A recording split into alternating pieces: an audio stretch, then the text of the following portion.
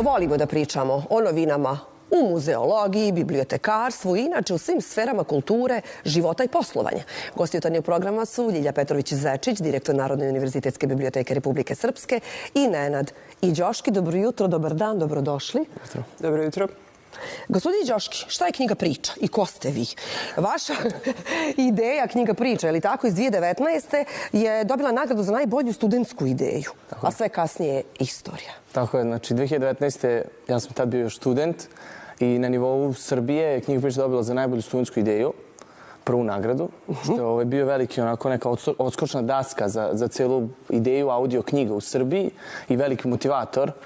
Tako da sam od tog momenta se još više posvetio tome i kasnije osnovao zapravo i firmu i knjiga priča je danas startup i najveća platforma za audio knjige u u Srbiji, a ja sam direktor i suosnivač te firme. Pa čestitam, direktore. Gdje je sve knjiga priča? U kojim institucijama, ustanovama je našla primjenu? Pa, što se tiče institucija, mi imamo već saradnju ostvarenu sa 3 gradske biblioteke u Srbiji.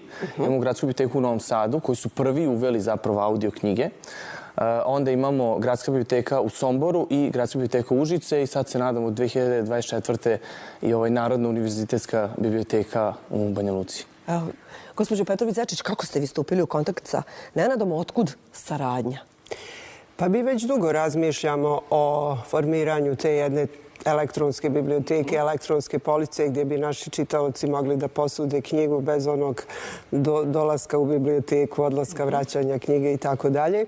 I negdje iz priča svojih kolega, iz bibliotekara iz Novog Sada i naravno Nenad nam se javio direktno na mail, stupili smo u kontakt, porazgovarali i vidjeli da je to što smo mi željeli. I evo, kao što je on već i rekao, od 2024. našim korisnicima će biti dostupna i ova platforma. Dakle, pored niza korisničkih servisa koje imamo, jer vi znate da smo mi potpuno automatizovani i da negdje idemo u skladu sa ovim modernim vremenima. Naravno, ne želim ovim putem da zapostavim ni onu klasičnu formu štampane knjige, boravka u biblioteci, dolaska, ulaska u police, kontakta sa bibliotekarima i tako dalje.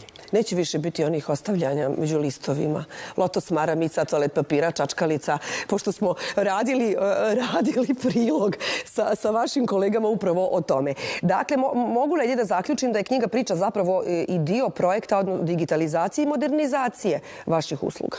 Tako je. Oni koji vole da čitaju audio knjige znaju da na internetu mogu naći niz besplatnih knjiga dostupnih za čitanje, ali to je platforma koja se ne razvija. Dakle, ovo je platforma koja se razvija i koja u stvari nudi knjige izdavača iz Srbije. I ono što ova platforma nudi, to su nova izdanja. Dakle, vi ćete možda na ovim besplatnim platformama naći neke klasike ili neke knjige koje možda nisu interesantne. I sama aplikacija je vrlo jednostavna za korisnike i ono što moram da naglasim, dakle, naši korisnici uz godišnje članstvo koje, evo, saopštavam prvi put ovdje za sljedeću godinu, znači za narednu godinu, za 24. bit će i dalje 20 konvertibilnih maraka, kao što je to godinama. Dakle, mi nećemo da poskupimo cijenu naših usluga. Oni će također uz tu cijenu moći da koriste i ovu platformu, dakle, ovaj repozitorijum elektronskih knjiga. Dobro. Sad vi nama u praktičnom smislu objasnite kako to funkcioniše, kako ja kao čitalac, evo sad primjeri iz Novog Sada. Pa u suštini saradnja sa gradskim bibliotekama se odvija tako gdje članovi gradskih biblioteka s kojima mi imamo saradnju mogu da traže pozajmicu audio knjiga. Znači, mi smo razvili jedan sistem koji smo nazvali sistem za gradske biblioteke, gdje jednostavno funkcioniše po istom principu kao i pozajmice fizičkih knjiga. Znači, korisnik može direktno ili putem e-maila da zatraži pozajmicu. Kada zatraži pozajmicu, a on je prethodno toga član, knjige su mu dostupne privremeno, znači određeni broj knjiga, mi smo to ograničili na 3 knjige, su mu dostupne 21 dan na njegovom profilu, one mu se otključuju na neki način, a nakon 21 dana one nestanu. I Gradska biblioteka, to ćemo sad nakon ovog jutarnjeg programa i pokazati Ljilji kako izgleda taj ceo sistem. Prilično je jednostavno jer imamo iskustvo sa gradskim bibliotekama iz Srbije, videli smo kako oni funkcionišu, kako sistemi funkcionišu kod njih i onda smo mi razvijeli isto tako jedan sistem samo što je za pozajmicu audio knjiga, a nije za fizičkih knjiga. Tako da prilično jednostavno i za korisnike, a i za zaposlene koji rade u nabavnim odeljenjima u Gradskoj biblioteci. Kako se vama, odnosno zašto se vama javila ideja da uradite priču? To sad moramo se vratiti u 2019. Ja sam bio student tada i u razgovoru s jednim drugom sam video da jednostavno ne postoje audio knjige na srpskom jeziku i ne postoji neko ko se samo time bavi. A mi se trenutno samo time bavimo i na sve to mi isključivo radimo legalno, znači sarađujemo sa izdavačima prvo kada dobijemo dozvolu autorskog prava i sve od izdavačke kuće, onda tek radimo audio knjigu. Ljilja je to bila ispomenula na YouTube-u, možete naći neke ilegalne audio knjige, ali to su i zastarela dela i kvalitet je loš. Mi radimo zapravo u profesionalnom studiju, po svetskom standardu snimamo, a pre toga dogovorimo legalno. To je jednostavno bio neki studentski projekat tada, meni je bilo zanimljivo da započnem, a eto vremenom sam i zavoleo to što radim, tako da evo sad će već 5 godina, 2024. zvanično 5 godina od ovog nekog projekta. I eto, evo mi i dalje ovde. Tako da. Ono što me takođe zanima, kako će ona biti, evo sad, dostupna audio knjiga našim ljubiteljima pisane riječi? A kako će biti dostupna? Pa prije svega mi ćemo imati link na našem sajtu. Dakle, naš korisnik će morati da uđe na naš sajt. Mislim, bez obzira, oni ulaze na sajt tražeći određene informacije i tako dalje, koriste određene servise. A naravno, pošto mi sa svim našim korisnicima imamo kontakte i putem maila i putem Vibera, jer je ovaj bibliotečko-informacioni sistem u stvari tako i postavljen, da će dobiti i tu vrstu obavještenja, da imaju i tu mogućnost i taj servis. Dakle, to je najmanji problem kako ćemo ih animirati i, znate, po onoj narodnoj na dobro se lako navići. Jeste. Da, tako da od korone se nekako priča ta priča jer se postavila zaista veliki problem. Nemamo audio knjiga. Naši korisnici, naši čitaoci su tražili audio knjige.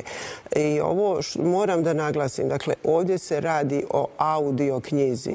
Vi radite neke poslove u kući negdje, nešto ste i možete da slušate knjigu. Znači, ne morate da sjedite ispred tableta, računara ili bilo čega da čitate knjigu. Zaustavite knjigu u određenom trenutku, nastavljate da čitate dalje u određenom vremenu i tako dalje. To su zaista nekakve dobre stvari koje omogućavaju i onim korisnicima koji nisu u prilici da dođu u biblioteku, a žele nešto da čitaju.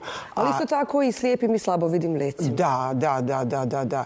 Jer je Nenad rekao da se radi po standardima i to je jako važno, a na kraju zašto ne? I oni imaju i dječje knjige i ostalo, pa za Boga i oni mali koji ne znaju da čitaju mogu da slušaju te knjige. Kako izgleda snimanje knjiga?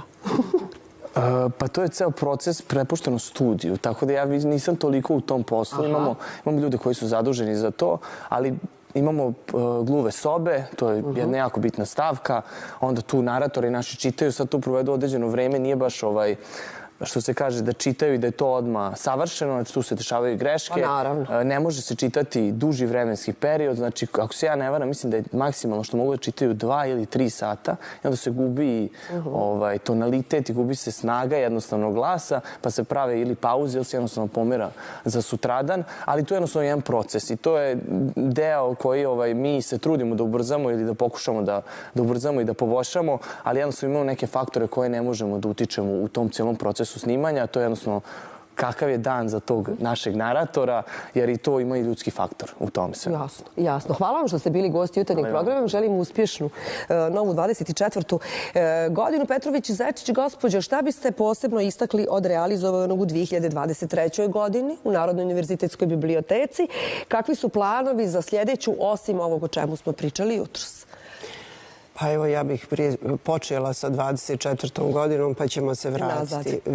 U 24. planiramo konačno da otvorimo dječje odjeljenje u centralnom prostoru biblioteke i da zaokružimo tu priču.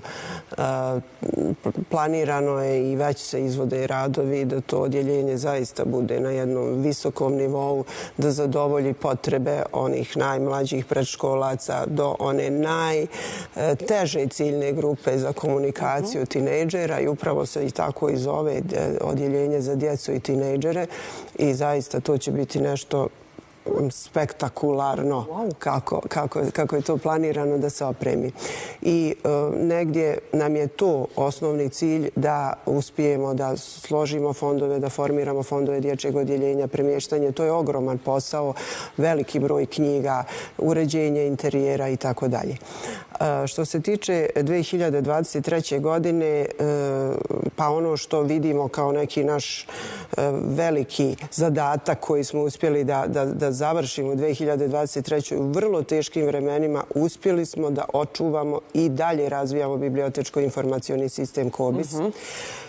Mi znamo da se veliki geopolitički događaji reflektuju na kulturu i tekako i mi smo čak imali u jednom trenutku i upitnost ostajanja u određenim evropskim asocijacijama, ne s naše strane, nego sa strane onih drugih i uspjeli smo da ostanemo, jer to su asocijacije koje nam nude i vrlo važne servise za naše korisnike, za akademsku zajednicu, za izdavače.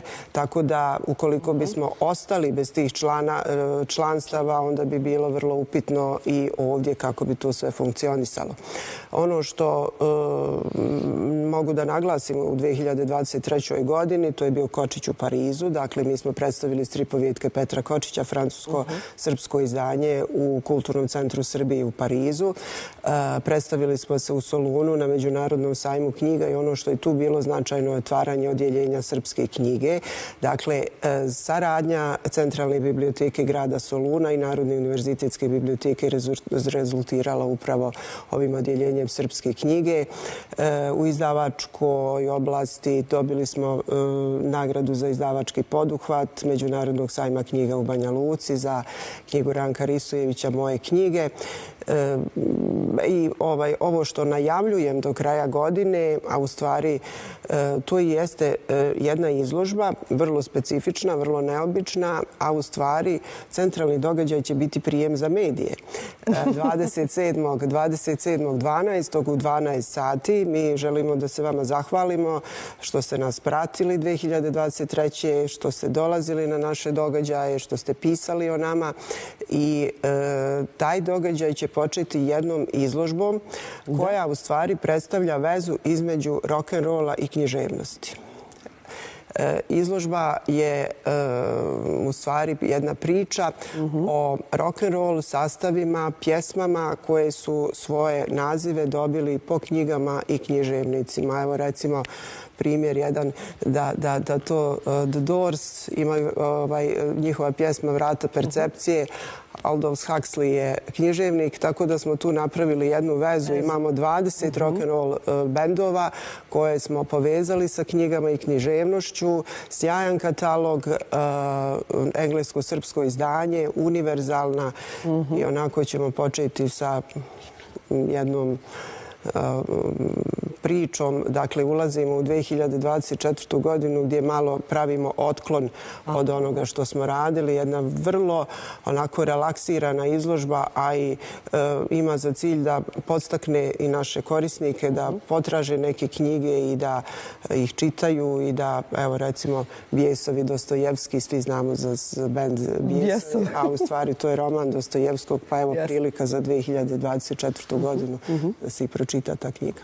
I sluša kvalitetna muzika. Sluša kvalitetna muzika. Pričali smo juče o tome u redakciji, rekli smo već, znamo i ko će doći od novinara da to proprati za jutarnji program, a u ponedeljak 25. govorimo u jutarnjem programu. Imamo priču o tome koje su to knjige bile najtraženije u Narodnoj univerzitetskoj biblioteci, odnosno najčitanije. To ću prepustiti svojim kolegama. Već završeno. Da, i da kažu i da preporuče šta je bilo najčitanije, a upravo ovo da se malo nadovežem na ovo što ste rekli. Mi smo negdje onako malo razgovarali u biblioteci i zaista 21. vijek nije donio ništa novo u književnosti, nešto spektakularno, nešto nekog književnika koji bi u stvari zasjenio. Sve to što imamo je negdje iz 20. vijeka i to negdje sad eto, pojavljuje se, promalja se, ali 21. vijek generalno ništa nije donio dobro, ništa kvalitetno, čak i u muzici i u drugim vrstama umjetnosti, ali vjerujem da je to neko vrijeme koje će proći i da ćemo mi... Jer je poprilično destruktivno. Jeste. Prilično destruktivno. Gospođo Petrović-Zečić, hvala vam što ste gostovali i javite nam obavezno kada sredite, uredite, pripremite dječje, odnosno tinejdžersko pozajmno odjeljenje. Ako može. Naravno. Pa ćemo doći. Hvala vam još jednom.